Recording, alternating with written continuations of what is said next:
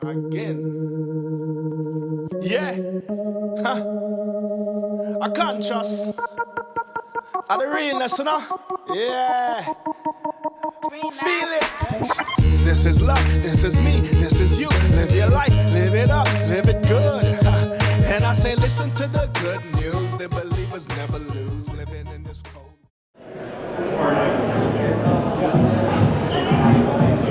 Hey everybody, can you guys hear me in the big room over there? This is Bryson. I curated this mess of a show. That's beautiful. Anyway, if you guys could come down to this end of the building where the stage is, we have a very special guest. One of the artists here, Jessica Moore from Detroit. Owner of More Black Press. She's got paintings here, and we worked together at Atlantic Center for the Arts last year, and she's tremendous. So she'll get you going here. So come on down.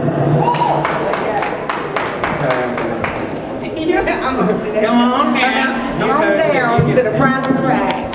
Hey, Bryce. What's up, Atlanta? I have to go after this nice, wonderful vocalist. So I forgot my books. I'm really excited to be here. Thank you, Bryce Hammond, for taking me seriously. That's hilarious. And Kim Mayhorn. I met Kim Mayhorn, who's an installation artist out of New York City, who's here tonight, and Bryce at the Atlantic Center for the Arts last summer, and it changed my life. We all worked with Radcliffe Bailey, who sends his regards, by the way, Bryce. Radcliffe is going to be in LA, is in Oakland, is coming tomorrow. He wants to come tomorrow to see the work, so FYI. But Radcliffe became a really important person in my life. He's been a friend for many years. I lived in Atlanta for 7 years. I was his neighbor right off Cascade. And he asked me to do this residency, and I thought it was strange because I'm a poet and I'm a writer, and I've been doing that for several years now, full time. And I never painted anything. And Bryce taught me how to paint my first ocean. So that's the painting in the middle. Like, I never painted anything. I made this painting about my family. And the other two, the one on the left is for Vivian Elliott. It's called No Asylums, because I infatuated and wrote a theater show about T.S. Eliot's first wife, Vivian Elliott, who was his muse. And so it's called No Asylums. And the one on the far right is Rock and Roll Niggers for Patti Smith, because I'm a poet, but I have a rock band, do rock and roll music. And the paintings are one thing, and I have hopscotch squares, and I did a nude series because I'm a Scorpio and I just like being naked. And no, and it's about the canon, the literary canon, and I put like canon text on my body because I was subjected to like dead white men poetry my whole life, and really liked it a whole lot. And then later, when I became a famous poet in my world, I was never compared to the writers that I grew up learning from, and so I'm dealing with that paradigm. So anyway, I deal with a lot with identity and who I am and deconstructing myself, and I'm not a trained painter or artist, and I'm excited because I did my first real gallery show in Detroit in February, and I sold like $2,000 worth of paintings and stuff in like an hour, and I was like, oh shit, I'm gonna make some more work. So yeah, it was amazing. I was like, I sold, anyway, I was crying, I was amazed. But anyway, so I'm really, really, really honored to be here with real artists, and I'm gonna read some poems because this is what I really do. This is called Even the Light-Skinned Girls Are Sick of the Light-Skinned Girls, and I'm not young enough to read out of this iPhone, so if I mess up, it's because I left my books in the house, okay. In South Africa, the radio disc jockey says, you can get killed for speaking that way in this country.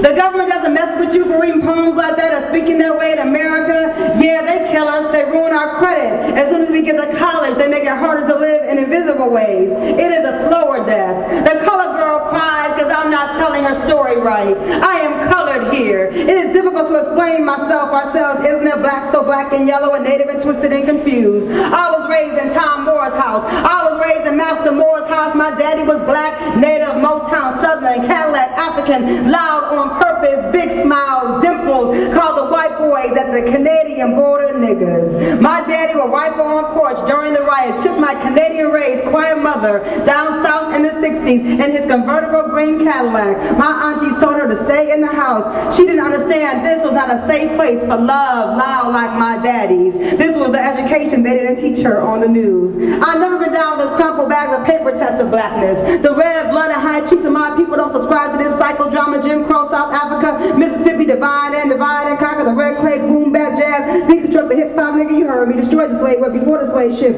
yoga your way out of this chaos across oceans, this ugly that connects us. Hi, yellow girl in South Africa, my daddy is from Alabama, 1920s cotton, and Harlem, we are all just Puerto Ricans, it don't matter, say hola, damn it, you know me, little girl, I'm your sister. This don't even exist. They made it exist in a nightmare to steal your gold. The poverty is what they left inside all those books. You are golden with broken eyes, circling me, an ambush of pupils trying to get me to get you, but I am you. You talk like a white girl. You black at the white school. You love your white family. You don't know nothing else. You don't have to choose a side. You a whole woman, a whole person. You ain't multi-ethnic diversity class poster child. You a whole heart, an entire lung. You breathe in humanity. You just a baby being born. You just an ancestor covered by skin. My ancestor was a dark chocolate West African woman. She said she just wanted to see what it felt like, said it was okay, but something was missing, so she scarred my face to give me more edge.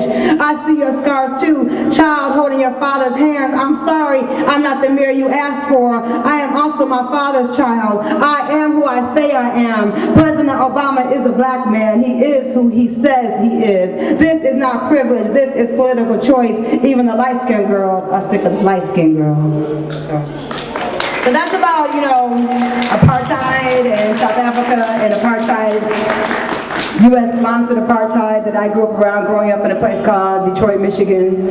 And it hasn't changed very much, very segregated city that I moved back home to experience after being in places like New York City. It was pretty traumatic to come back home and see everybody all cut up again, and the Latinos here and the white people here. And we're trying downtown Detroit to kind of all come together and make love and make babies. So anyway, I'm going to end with this poem. Actually, I'm going to try to do it.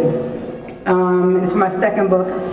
I have a book, God is Not an American, that I forgot and left at the house that I'm staying at here. But if you want to get my books, it's moreblackpress.com. I've been publishing books since 1997. I published Saul Williams' first book, if you know him, and Raz Baraka, and Danny Simmons' art book and poetry, Asha Bendelli. So I publish poets and writers and built an institution around that whole thing. So I'm not very rich, but I do okay, and I make a living off poems. It's why I took pictures with my poems that I wanted in my books. So I wanted to like make books sexy, so I tried to do sexy poses with my poetry books in my living room floors, and that's what those photographs in the back are about. Because I live in a house that Poems built, and I drive a car that Poems put the gas in the little thing, and so I'm excited about living like that. It's a really free life, and I hope to live that way for a long time. So this is called Princess, and it's about a story about a little girl who jumped over a project roof and took her, not a little girl, but a woman who jumped off her project roof and took her children with her in Harlem.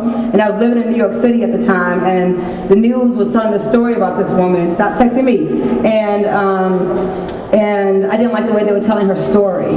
And so I wanted to retell her story, and this is about her taking that flight and jumping to her death, but choosing to take her children with her and trying to understand, from me, why she would do that. So I might mess it up. Cement and blood and Dairy Queen ice cream licks melt like butter and fold into my batter.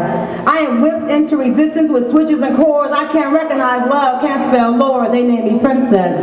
I live in America. My castle has 25 floors, 400 families. One day I will be the queen. On Monday I'll get to wear my favorite jeans. On Tuesday I'll start a revolution. No one will notice, but it will be happening. Bombs, firecrackers, exploding glass, rubber bands, and balloons dropping from my roof.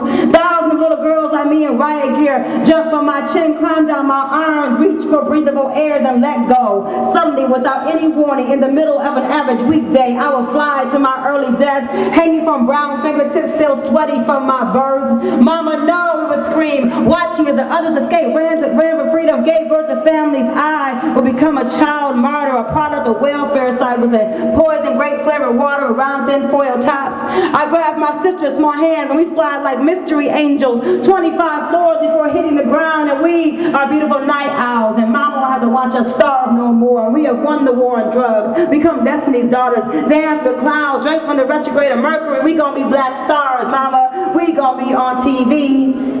An appalling scene here in Harlem, a black woman apparently jumps to her death with her 3 small children in her arms, news at 11. I remember how surprised they seemed, guess it caught them off guard, us deciding our own fate. They didn't get a chance to finish their crack baby experiment. Their faces I read, they're angry, because they didn't get to push us or pick which tree this time. How could a mother of 3 kill her own children? How could a mother of 3 kill her own children when she could have left them with a system that doesn't provide adequate health care or equal access to education? Why do you think they love Oprah but hated Beloved? Black folks ain't allowed to be magic. They would take it back, Ma, because you took us back from them. Your womb became an underground railroad. We died like royalty wearing wings shaped out of old wire coat hangers. You named me princess. I live in America. My castle has 25 floors, 400 families, and one day I will be the queen. Thank you. Thank you, Bryce, for having me. Woo!